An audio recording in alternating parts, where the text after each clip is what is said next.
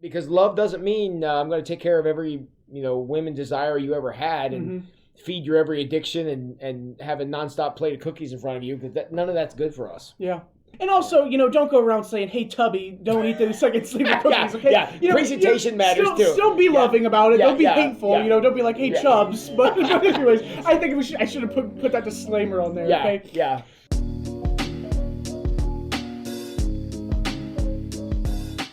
Hi, I'm Parker Miley. And I'm Tim Benjamin. And this is the Rage Podcast. For today, I'm going to give Tim a quote from a book that I'm doing a small group on. Here's what the quote is. And we just want to get Pastor Tim's opinion, because Pastor Tim always has great opinions. Oh, we're going to find out, aren't we? Yeah. So it's defining love, all right? When we're trying to define that word, it's very difficult, right? In the English language and how we use love all the time. Yeah, we can love sandwiches and we can love our mom, and it's the same word, yeah. But when Christ gives us the command to love others, and then he gives us the command to love our enemies, that is super hard to sometimes figure out, well, what is he actually trying to get at here? And so this book just gave one definition, and let me see if I can find. All right, here it is. To love is to act in a manner that is in the best interest of another. To act in a way that is in the best interest of others. All right, I like this definition, and here's why.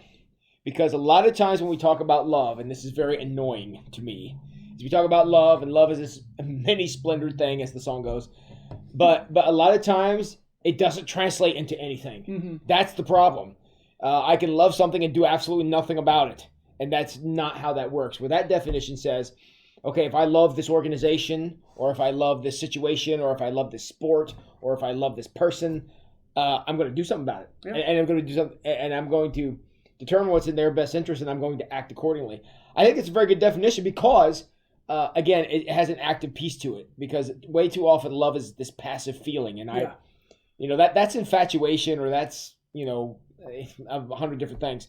But it's not really love. When you love something, you desire for whatever that person, thing, whatever that is, you want it to flourish, even if you have to diminish in the process. So where I see the problem, because I agree with this definition a lot. I think it was actually it was a very good topic of discussion that it brought up. But sadly, this definition is hated by many. Oh, I'm sure it is. But here's why. Now, if you were to give that definition to someone, they were like, "Oh yeah, acting in the best interest of someone else, that's perfect." But what do people do? Say, Tim, I'm going to tell you, you shouldn't, cut your hair. Cutting your hair is a horrible idea. He says it's the day after I got a haircut. And I know. And you're gonna what would most people say? Who are you to tell me what to do, right? Who are you to tell me, what I'm supposed to do with my hair? Who are you to tell me what I'm supposed to eat? He's building up to he doesn't like my haircut. Yeah. It's like, it's awful, Tim. Yeah. But no, anyways, that's what people say. They're gonna be like, who are you to, act and say this is what I should in my best interest? Who are you to say, yada yada or this that? Oh, so your issue is with how we receive it, not how we express it. Well, right? What I see is there's two different ways of in how people receive it. Is normally where the problem occurs. Because the definition I agree with. The definition is absolutely true. The problem comes into play. How do we define what's in my best interest? How do we define? Because as this is what's happening, as a Christian, I have a good idea of what's the best interest to put your faith in, right? Sure. So I'm going to go to someone that I love, and I'm going to tell them, hey, you should, really get to know this Jesus guy. And they're going to be like, who are you to tell me, don't need this, I don't need that. That's all hogwash and all these other things. So how do you... Wow. So what you're saying is we're getting pushed on the idea of how do we define in my best interest? Is it what I want or what I need? Right? Yeah. Because I think very, very astute, because that is the problem. Because what I deem to be in your best interest, you might not like. It might actually be in your best interest, but if you don't agree with it, you're not going to receive it that way. Ooh, that's... Well, the clear example is, and this is what we kind of talked about in our class, and if Jack Miller's going to watch this, I'll name drop Jack. Jack brought this point up. He's in the class, and we have two young parents in the class, so two pairs of young parents, okay? But Jack says, all right, and he leans over to some of the younger parents in the class, and he says, how many of you have ever had your child tell you that he or she doesn't love you. Right? And when do kids normally say, you don't love me? When you're loving them when the most, when you're loving them, when you're trying to act in their best interest, but it's against their desire. Yep. And because kids don't, well, actually, I'm saying kids, but I actually mean most people don't have a concept that what I want and what's best for me are not the same thing. And the problem is that response that the child has is the response that majority of all of us have when something like that happens. We first think, oh, that was not a loving act at all. Or, a lot of people throw out the term, well, why are you judging me? Didn't Scripture say something about judging? That you get in that whole spiel of just back and forth. Yeah, the danger of this whole thing is, I guess, and I don't want to get to the punchline too quick here, but you want to be very careful about how you determine what's in your best interest. Because, a lot of times you're probably going to know, but sometimes you're not. And we all have had a situation where we want something that we know is not good for us. And if somebody comes along and says, perfect example last night in youth group, after the lesson, we had the little time between middle school and high school, and we had one of the kids in the group, we were dipping out ice cream, and we were dipping it out, and one kid took the chocolate syrup. Were you there when this happened? Turned it completely upside down. He's making chocolate soup is what he was doing. We were like, no, you can't do that. Stop. Now, of course, he wanted to do that, make chocolate soup. That makes me feel gross even thinking about it, but that's what he was doing. But he wanted to do it. We stopped him from doing it, and he had not a horrible overreaction, but he wasn't terribly thrilled with the idea.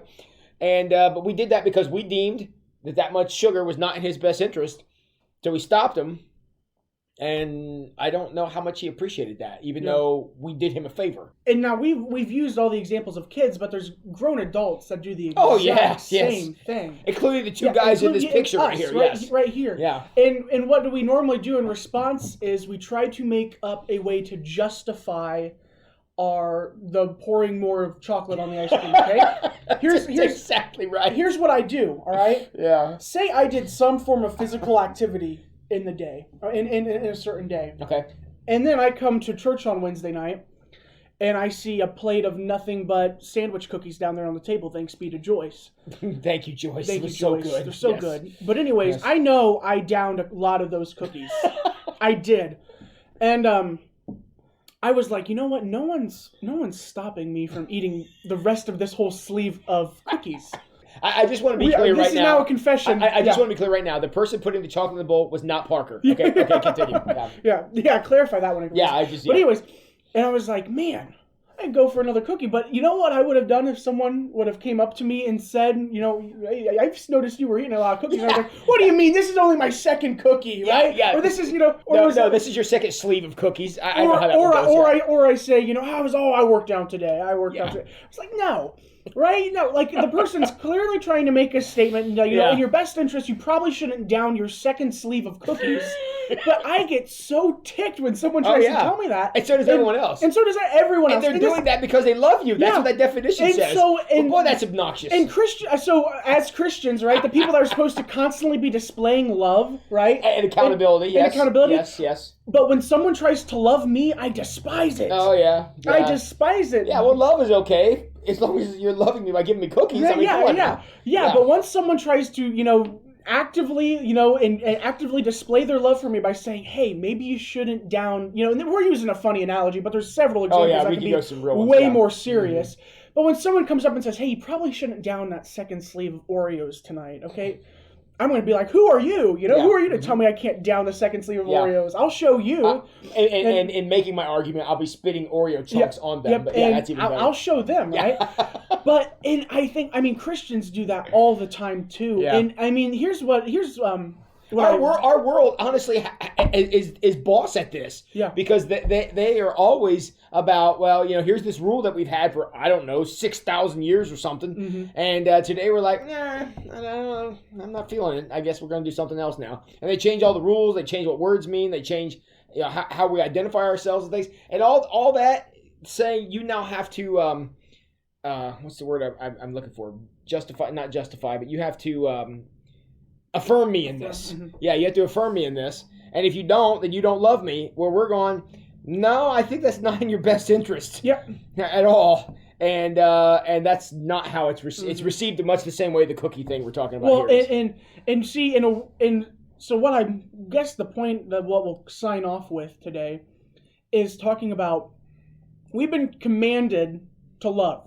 Even go as far as loving our enemies, all right? And sometimes our enemy is the person who is telling me not to eat the second sleeve of cookies. Mm-hmm.